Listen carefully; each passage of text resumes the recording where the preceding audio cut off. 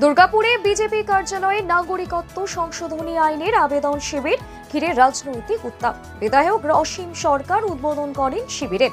বিজেপির দাবি, উদ্বাস্তুদের নাগরিকত্ব দিতে কেন্দ্র প্রতিশ্রুতিবদ্ধ। তৃণমূল কটাক্ষ করে জানিয়েছে, দলীয় কার্যালয়ে সরকারি প্রকল্প চালিয়ে ভোটের আগে মন পাওয়ার চেষ্টা করছে বিজেপি। বিষয়টি নির্বাচন কমিশনে জানানো হবে।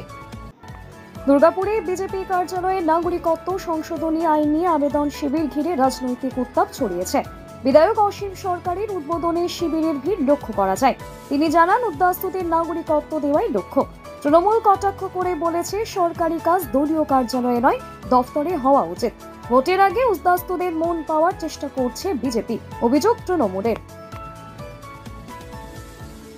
উদ্বাস্তু সেলের কনভেনার সকলের সম্মিলিত অবস্থায় এই উদ্যোগটা নেওয়া হয়েছে।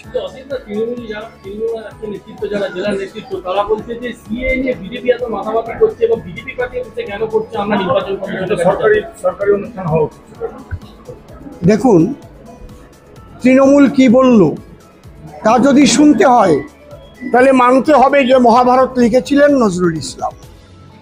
তৃণমূল কি বলল তা যদি মানতে হয় তাহলে মানতে হবে চাঁদে গেছেন ইন্দিরা গান্ধী। এই জন্য ওদের কথা যত কম বলবেন আর যত তাড়াতাড়ি গদি থেকে উনি নামেন, বাংলার মানুষের তত মঙ্গল।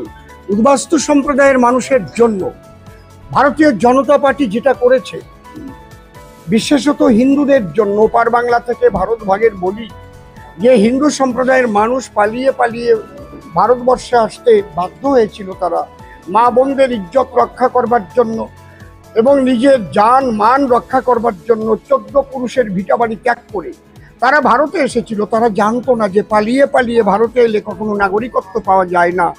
পালিয়ে পালিয়ে এলে কিংবা পাসপোর্ট করে এসে চুপি চুপি থেকে গেলে তাকে বলে ঘুষপেটিয়া বা অবৈধ অনুপ্রবেশকারী বা ইল্লিগেল মাইগ্রেন্ট।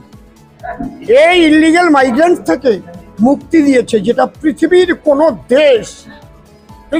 কোনো দেশ আমি বলছি চ্যালেঞ্জ করে আজ পর্যন্ত ইল্লিগেল মাইগ্রেন্টকে তারা নাগরিকত্ব দেওয়া তো দূরের কথা, আবেদন করার সুযোগটুকু দেয়নি।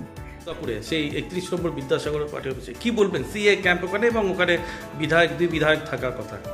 সিএ ক্যাম্প করছে, আমি আপনার কাছে শুনলাম, আমি আগে জানি না। তো সিএ এটা পুরোপুরি তো সরকারের ব্যাপার। তো সরকার যদি কোনো বিধায়ককে যে কোনো পার্টির কার্যালয়ে করে, এটা সম্পূর্ণ নিন্দনীয় ব্যাপার। এখানে সাধারণ মানুষ তো যেতে পারবে না। যে কোনোই ক্যাম্প হোক, যদি সরকারি ক্যাম্প হয়, সেটা কোনোদিন রাজনৈতিক দলের অফিসে করা উচিত নয়। এটা যদি করে তাহলে ওরা ভুল করছে, কারণ সর্বসাধারণের যেখানে প্রবেশ আছে সেটা হচ্ছে সরকারি দপ্তর।